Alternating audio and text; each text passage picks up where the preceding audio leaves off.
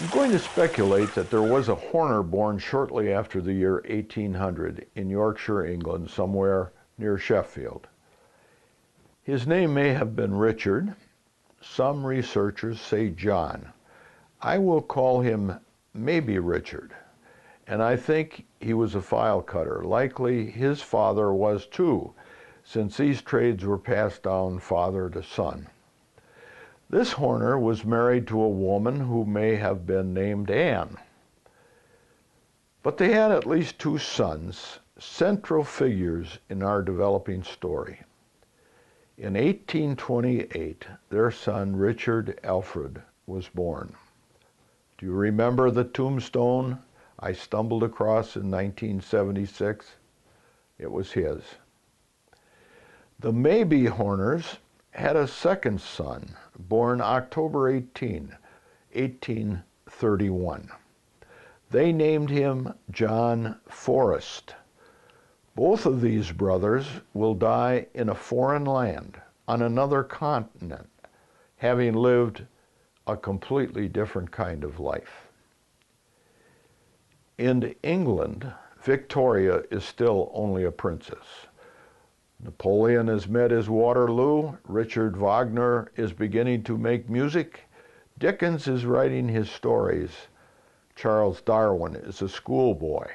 The War of 1812 has ended in a draw, with the victory of Old Ironsides and other American vessels over some of the vaunted British Navy warships, but the Brits have burned and sacked the Capitol in Washington, D.C.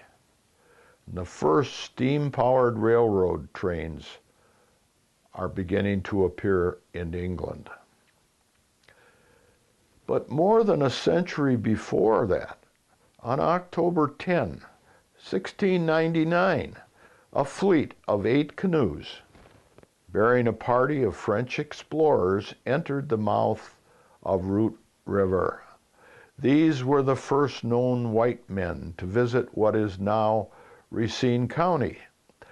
They founded a French trading post in the area, which eventually became a small settlement on Lake Michigan, near where the Root River empties into Lake Michigan. That is why Racine has a French name, Racine, meaning root in the French language. And there is also a Native American village on the shore of Lake Michigan at the mouth of the river called the Chippewaton by the Indians and the Racine by the early French explorers. The English word for those names is root, and that is what Englishman Gilbert Knapp called it. He established his own settlement there and called it Port Gilbert. In 1832, just after the Black Hawk War, the area was settled by Yankees from upstate New York looking for new horizons for their entrepreneurial urges. That little village will eventually become the city of Racine. We will pick up our story with my great-great-grandfather, Richard Alfred Horner, as we look at notes written by Hazel Horner Matson. His birth date, March 24, 1828. Anne Hazel has the month and day right, but other evidence said her year is wrong. He was born in 1828. His brother, John Forrest, joined the family October 18, 1831. Sheffield was the center of the cutlery and file cutting industry. It appears that Richard may have been born in the village of Beverly, perhaps as much as 20 miles away from that center. In another village, 2 daughters are born into the Wainwright family. The elder was Harriet, born in 1832. Her sister Mary, born about 1835. Harriet was courted and married by Richard in October 1850. John, remember him? took as his bride her sister Mary about 1852. It begs the question, how did the Horner brothers meet, court, and marry the Wainwright sisters? Was there a relationship, if any, between the families? We'll probably never know. We can safely assume both brothers were apprenticed to their father at a young age. Dad didn't earn a wage. He was paid by the number of files he produced. There was plenty of incentive to get those sons working to support the family. While they learn a trade they can follow for the rest of their lives. Some sons were apprenticed as young as 10. After their marriages, the two young families of Richard and John settled down in merry old England, the brothers at the family trade.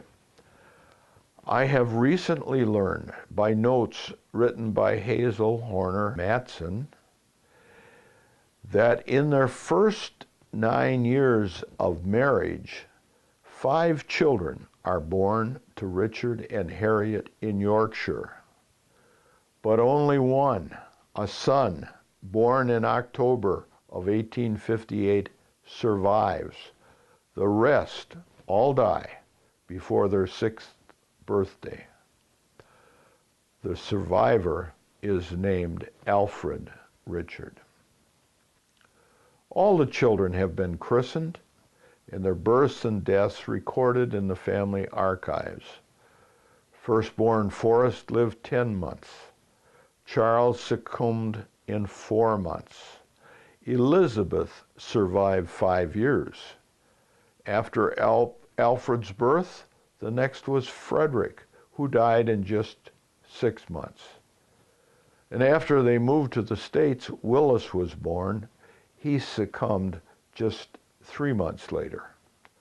All 8 of Richard and Harriet's children were named and nursed and cherished.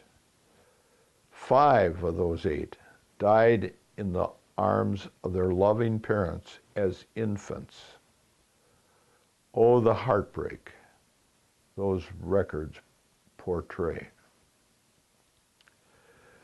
Meanwhile, John and Mary add sons John Jr. and Alfred, John's Alfred, to join sister Susanna, all born between 1853 and 1859 in Yorkshire. It appears they have more success raising children to maturity than Richard and Harriet. But there is a question. No more living children are born to John and Mary for the next 15 years before Mary's death. Did she suffer a condition that rendered her infertile? Were there other children who died in infancy of whom we have no record? We don't know. We'll probably never learn. We can now speculate that at least 3 men are at work in the file cutting shop of the unknown father of Richard and John near Sheffield, all skilled at their trade. But second son John is getting restless. He has heard of better opportunities in the New World. There is some unrest in the guild. Men reluctant to pay their dues are having their tools stolen. Some are beaten, and there are even reports of killings. The United States are about to split apart, but John, being adventurous, anxious to improve his economic opportunities, decides to move his family. The John Forrest Horner family leaves England, the land of their ancestors, and moves to Columbus, Ohio, not far from the heartland of industrial America in 1859. James Buchanan is president, but will soon be succeeded by Abraham Lincoln, first elected in 1860.